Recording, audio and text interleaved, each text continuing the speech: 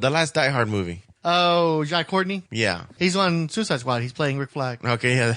I heard someone refer to him as the poor man's Tom Hardy. I was like, okay, that's pretty rough, but okay. I could see it because they did look similar. I gotta see it too, yeah. I was hoping you would have read DC Rebirth so that you could talk about some of the rebirthiness. No, let's do it on another one because I want to read some of the other stuff I got. Plus, I'm going to watch this thing here that says DC Comic Rebirth: The Rundown, which apparently is everything that's going on. Okay. Because I read the first trade. That's the one where Wonder Woman finds out that some chick was born the same time she was, right? And yeah, Darkseid's daughter was apparently born. Okay, yeah. so I read the first trade all the way up to where Darkseid dies, which I didn't think he could die because she worked for the Anti-Monitor. You talking about the new daughter they introduced of his, the Darkseid's daughter, whatever the fuck she's called? But who's that guy that was jumping universes? He would wipe out. He wiped out the. Yeah, that was the Anti-Monitor. Sure. Was it the Anti-Monitor? Okay, I wasn't sure because I always get him confused. So then, wait a minute. So in the Blackest Night, the creature that they find that the Black Lanterns are born from is the Anti-Monitor's corpse. So how many of these fuckers are there? Because there's a lot of. There's one Anti-Monitor. It was the corpse of the Anti-Monitor that created the Blackest. Well, no, the person who created Blackest Night was Necron. But they were powered by. I think that they were fashioning rings or using the corpse of the Anti-Monitor in some way. I don't remember. I remember he was in the story, but I don't remember the details. In a different universe where he's destroying other Earths. Okay. Well, you gotta remember too, Brightest Night was pre-New 52, so. Okay. Yeah. See, that's why I can't get into DC, man. The New 52, yeah, it's a problem. I read all the old Batman stuff up to past the Court of Owls, and even some of the newer Batman stuff where like fucking Gotham is turned into a forest because the Year Zero. Yeah, and I kind of, it lost me there. It's like, this is. No, this ain't my Batman. So I dropped off and I try to pick up, like Fryho will say, hey, you got to read this DC book. And I'll try to read it, but it's so confusing. I feel bad. If I was going to be someone who would like never have picked up a DC book before and decided I'm going to try to read a DC book today, I would have no idea what the fuck I'm reading. Like, I luckily have read it. I've read DC for in the past, but man, I had to ask you, is this a new 52? Like, I have no idea what the fuck they're doing anymore. It seems like they're rebooting a reboot that was a reboot. Well, yeah, and that's part of the problem, too, is they did that Rebirth book, the 80-page giant story. Okay, so I'll read that. And then they're doing individual Rebirth specials for a bunch of their major characters. Like, for instance, Batman's going to get a Batman Rebirth special. And then later that month, the first issue of the new Batman series starts. But now they're double shipping all their books, all their major books. So Batman is going to be in 2 titles a month, like 2 Batman books. So you got 2 $3 books. And it's basically Batman's a bi-weekly comic now. Superman is a bi-weekly comic now. Wonder Woman's bi-weekly now. Is this a smart idea? That's being argued. What they're looking at is because their market share and their dollar share has gotten so low now that the easiest way to give it a quick boost, the way that the New 52 did when it first started anyway, was that you just take the titles that sell the best and come out with them twice a month. So you're making $6 a month instead of just $4 a month. And fucking our customers over it. Yeah, basically. That's the way a lot of people see it because you're not going to have great consistency on creative teams. For instance, right now, you've got Wonder Woman she's shipping twice a month, but you've got 2 different art teams. You've got Nicola Scott, who's doing a multi-issue story that's sort of like the year 1 story for Wonder Woman. And then you've got Liam Sharp doing the current run of the book, like the current period. And so they're alternating back and forth with the same writer, Greg Rucka. So in that instance, it kind of works because you're telling 2 different stories and they're just sort of running parallel to one another. So you can almost read those as 2 separate titles. But then some of the other books, a lot of the other books, it's just that the book's bi-weekly. They're just going to throw different artists on that book depending on what their needs are. So then the writer's just writing a bunch of scripts and they're having 2 artists basically pump the book. Yeah, to get the book out twice a month. Wow. Okay. Yeah. And of course, like I said, a bunch of titles got whacked so they can make room to have double ships on all their better selling titles. And the assumption that they're going to make more money instead of driving off customers. That's why I don't read DC, man. Yeah. Long live Marvel. I'm very tempted to buy Wonder Woman though, because I've seen the art for the first several issues. No, not that. The Liam Sharp drawn issues. I've seen a number of those pages. They're gorgeous. It is some of the best work of Liam Sharp's career, and I think it's probably the best art to ever be featured on a Wonder Woman comic.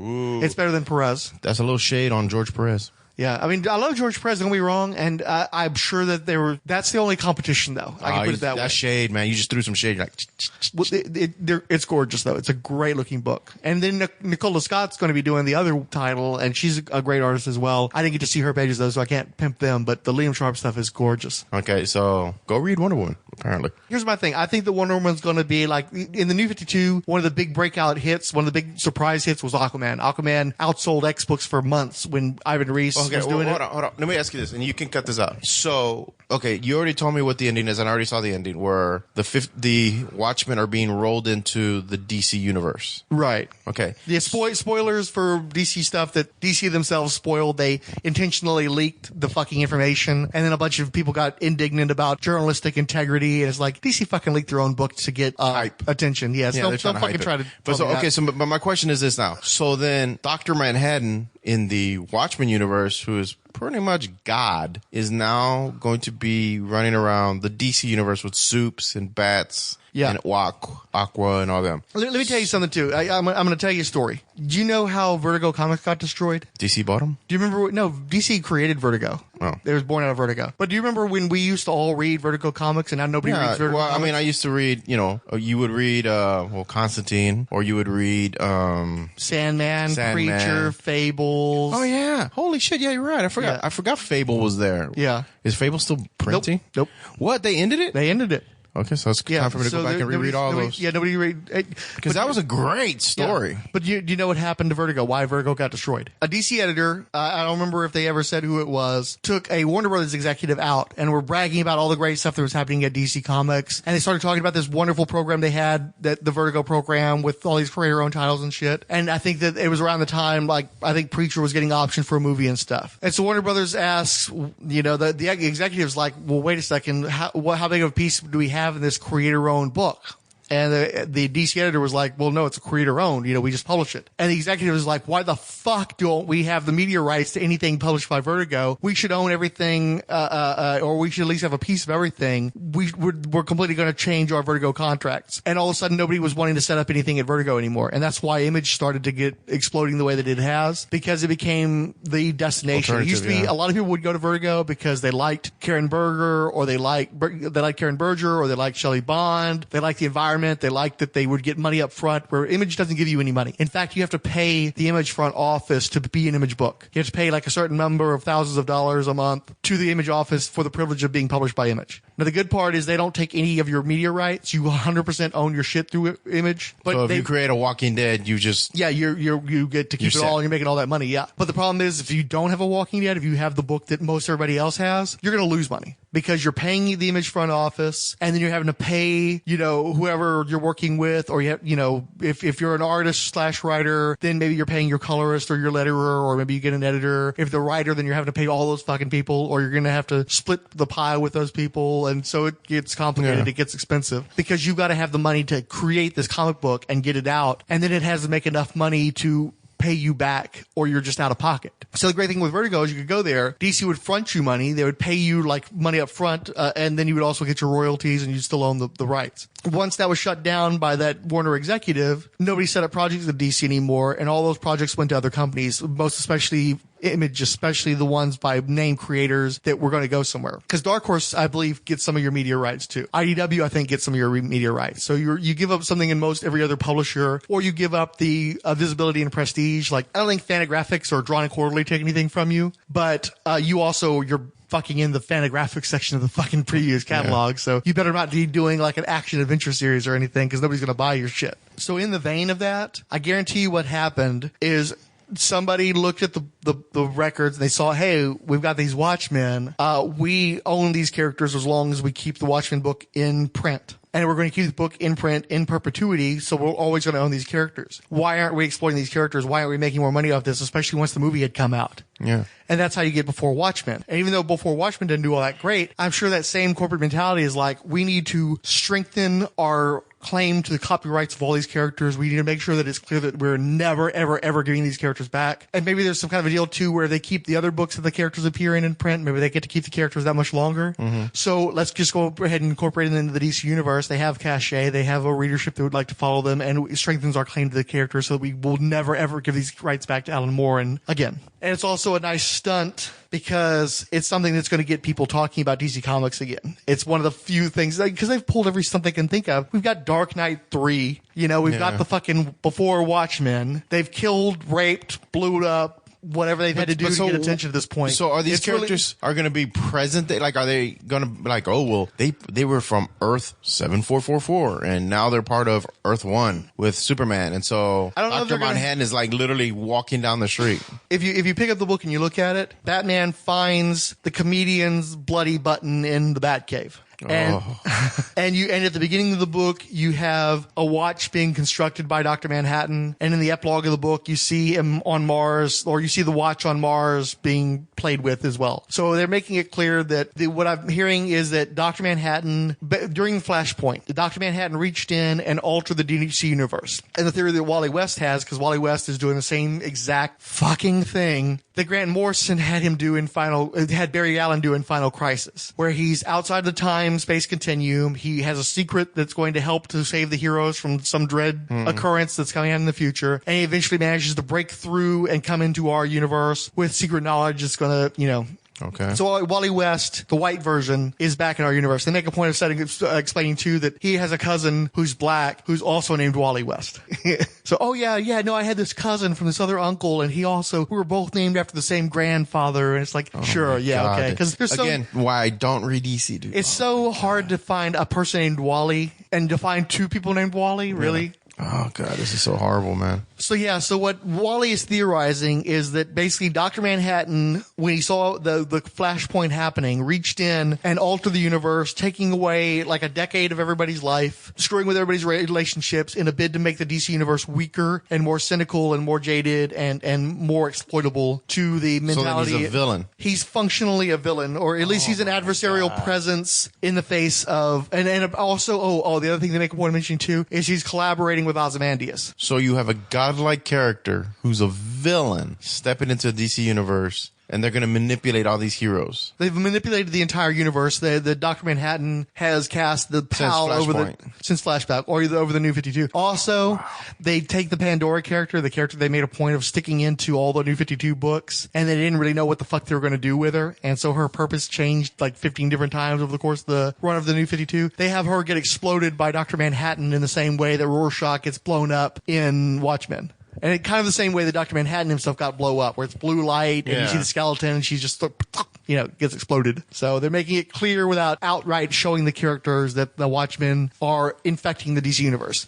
And so once again, my favorite thing, we've always joked about how Jeff Johns takes all of his ideas from Alan Moore. Yeah. So this is the fucking final frontier. This is the last fucking DC property that Jeff Johns hasn't been able to exploit that was created by Alan Moore. I used to respect Jeff Johns, but now I don't know, dude. I'm just like, it's so desperate. It's like, man, I don't know. I'm kind of speechless because like people pick on me because I'm a Marvel fan. Love Marvel, and Marvel does some stupid shit sometimes. But dude, this is like a new level. I'm speechless. I don't think I could pick up a DC book. It'd be Yeah. So everything they're doing just reeks of desperation. The good thing, though, the one thing I can say is, again, getting back to Liam Sharp. They've already burned out and overexploited and fucked over so many creators that they're actually reaching out to guys that have been around that are great that just hasn't worked at one of the big publishers for a while. And in the case of Wonder Woman, like I said, I think that's going to be the breakout book because it's so good looking. And I think more to the point, it feels like it's isolated. They're going to just go off and tell their Wonder Woman stories, and it's not going to be part of all this fucking dumb shit that's going on. kind of like Batman was for a little bit. Yeah. And Aquaman too is what I think most direct parallel. Oh my God! But it's like for instance,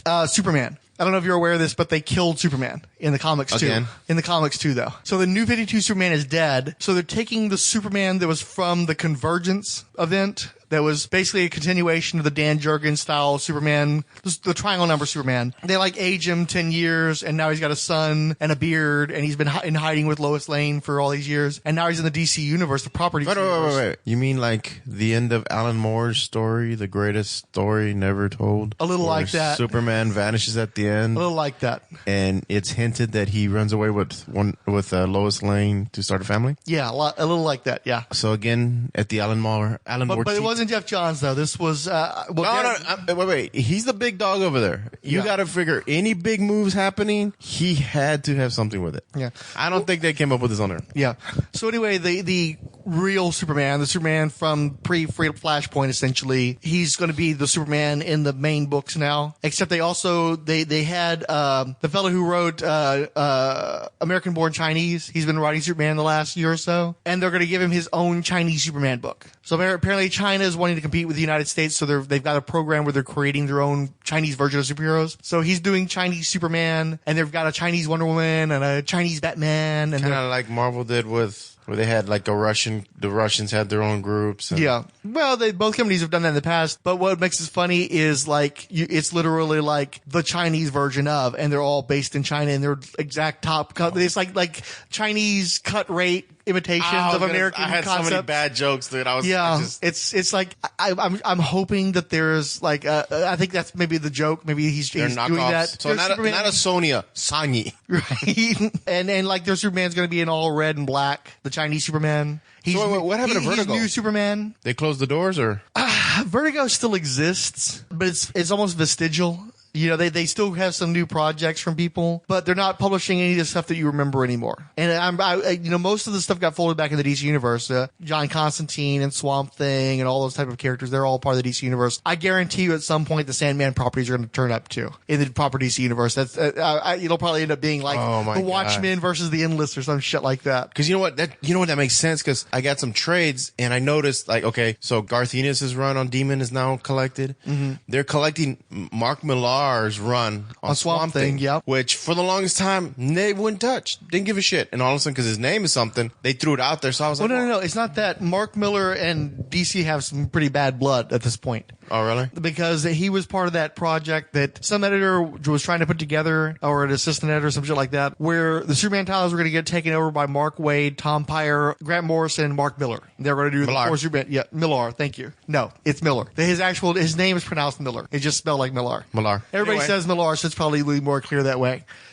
Anyhow, so they were going to take over the Superman books, and they were going to reboot some stuff. They were going to try to like get rid of the Superman Lois Lane marriage and shit. And apparently this got to Mike Carlin, and Mike Carlin went fucking nuts and basically banned all but one of those creators from doing any DC Comics. Or there was so much bad blood after that none of those guys will or can work at DC Comics except for Grant Morrison. So Mark Miller hasn't worked for DC in years, and for the longest time they wouldn't even reprint his stuff for the most part because they just didn't want to. Now they're going for that cash grab. And they're going for the cash grab. Anything that they know they can put into a trade paperback and get people to buy, because nobody's buying the fucking new shit. Yeah. So they have to repackage their old shit from before this current era of DC Comics to make fucking money. Well, because I always wondered, I mean, we've talked about this before, where Garth Ennis' run on the Demon, I think, is fantastic, and it was never collected. I thought, well, that's always strange. And then I saw it pop up in like 2 trades, which I will own because I want the collection. But I just thought it was really weird. Like now they seem to be going back and they're like, well, we got these kind of hot artists that wrote some shit in the past. Let's just throw it in the trade and throw it out there. Yeah, but this thing too is Garth Ennis is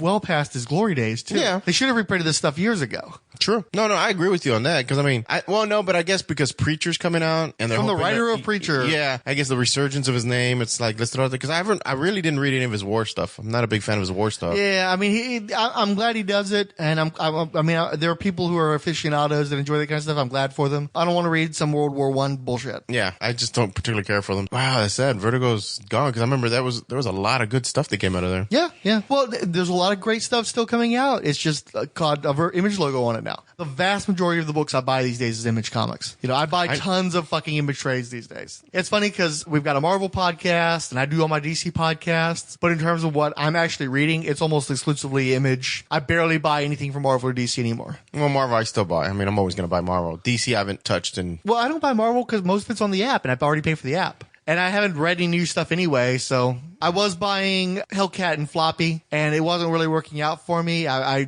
had to go out and find an issue that got missed, and I just wasn't enjoying it as much as I thought I was going to on a monthly basis. So I'm switching to the trades because I want to support the series. I want it to keep being made. And also I appreciate that they spend a lot of time researching the character and going into her history and showing that she has a history to draw from. Yeah. And also because they did a lot of really fucking sweet variant covers on those books. And so I want them in print in a trade paperback. So I'm going to buy the trades now, but, and I might go ahead and buy Black Panther in trade. I haven't decided yet for sure. It seems to be doing just fine without me anyway. It made I think they sold like 250,000 copies of issue number 1. Wow. Yeah. So, I'm assuming that's good for a floppy. Yeah. Oh, that's great for a floppy. Oh, okay. Anything over 100 is great for a floppy. So $250,000 is really great. But I'm just not, most everything else I get on the unlimited, I'm not reading it. I love having the unlimited app because I go in there and I'll find some random thing that I feel like reading at a moment's notice. But as far as keeping up with the new books, I don't. I wasn't a Marvel guy before I got the app. And hadn't been a Marvel guy in a lot of years, so I don't use the app nearly as much as I should, given that I'm buying it every month. But I want to have it there. I want to have it there at a moment's notice. So I'm going to keep on paying for it. And insert Max little, brought to you by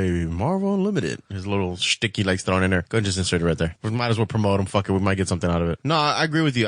Why buy the cow when you're getting the milk for free? Yeah. Well, but see, and honestly, I'll be honest with you. I would probably read DC's confusing fucking books if they had an app like that, just to see if I could keep up with it. I would definitely buy the app. I couldn't guarantee you I'd read any of their new shit. I'd read their old shit just like I do at Marvel. So basically, you would just give DC money just to know that you could read their shit. Just to have access to the library, yeah, because there's stuff on there that I would love to just, like, I was at this convention, and I'm trying to do, like, I've got the Bloodlines podcast, or I don't know if you actually know that, but I do. No. And so I bought 2 random back issues of Batman from when Azrael was in the role, the Asbat period. Yeah. I didn't like those comics when they were coming out. I don't want to buy them as $1 back issue, because I miss quarter bins like hell. I mean, I have no problems paying a quarter or even 50 cents for a comic, but once you get up to the $1 mark, I don't feel like these 90s back issues that are way oversaturated in the market are worth $1, even though I recognize inflation has made it to where I have to pay $1 for this shit. Yeah. But I don't want to pay $1 to read a ballistic 2-part appearance in a Batman comic book. I want to go on an app and just read that shit. DC's not making any fucking money off of it when I buy it off of some retailer who isn't even keeping track of what books I'm selling anyway, because he's got fucking box and box of shit that he's just blowing out. As long as he gets his $1, he's happy. He's not going to go out and buy some more DC books specifically. So DC's getting no fucking benefit from that. But if I had the app, I could pay them. I guarantee you 90s Batman comics would be all over a DC app. So I just go read that. And I'd be happy to give DC my money. But since they don't have it, I'm not going to give them $2 for a digital copy when I can get the physical copy for $1, and I don't want to even buy it for $1. Yeah, I agree. Yeah. So are we done talking about DC? I would say yes. Okay. DC Special Number 2. Facebook likes from Joe Crawford and Max Romero. Additional sweet motherfucking social media loving from Adam Black Moon, Onge, Ann Lubs, Coffee and Comics Blog, Count Druncula, Darren and Ruth Sutherland. Dead as Hell, Dr. G, Nerdologist, Firestorm Fan, Joseph Crawford, Keith G. Baker, Let's Talk Shazam, Luke Dub Walker, Michael Bailey, Professor Riptide, Robel at Speculum Fight, Stella at Batgirl to Oracle, Sinat alias Scarecrow, and Trekker Talk Podcast. Dead as Hell tweeted, "What is this hashtag Berlantiverse? Too dangerous for a girl." Added, "Oh, this will be fun." Finally, Michael Bailey had fun with URL abbreviations on his phone, but you'll have to check the image out on the blog. Now come on, do the locomotion with me. You gotta swing your hips now. Come on baby, jump up, hum, jump back. Oh well, I think you got the knack. There's never been a dance that's so easy to do. It even makes you happy when you're feeling blue. So come on, do the locomotion with me. The preceding program is a non-profit fan production. Any copyrighted materials contained therein are believed borrowed under fair use with no copyright infringement intended. Please feel free to leave comments at Rolled Spines Productions WordPress blog. You can also send us Twitter comments through the Rolled Spine Podcast Twitter. Thank you for listening.